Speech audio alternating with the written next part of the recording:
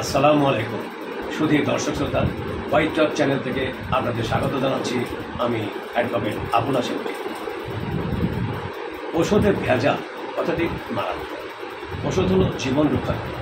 একজন মানুষ যখন অসুস্থ হয়ে পড়েন তখন তিনি ডাক্তারের কাছে যান তার সুচিকিৎসার জন্য। ডাক্তার সাহেব তাকে পরীক্ষা নিরীক্ষা করে ব্যবস্থাপত্র দিয়ে থাকেন।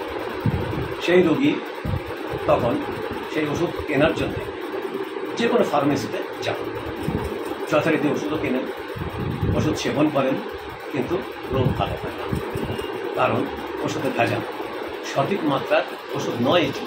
যে মাত্রার ওষুধ প্রয়োগ করার কথা সেই মাত্রাটি ওষুধে নেই। এই ভেজাল যারা করেন ব্যবসায়ী অসাধু অপরাধী চক্র।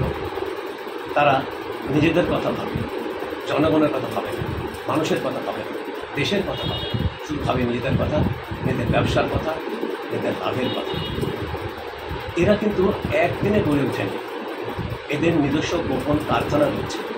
সেই গোপন কারখানায় দেশের নামি দামি ব্র্যান্ডের ওষুধ তৈরি করে থাকে এবং সেই ওষুধগুলো নামি দামি ব্র্যান্ডের মোড়কে বাজারজাত করে থাকে, যার ফলে তারা লাভবান হচ্ছে, কিন্তু একজন রোগী বা মানুষ ক্ষতিগ্রস্ত হচ্ছে।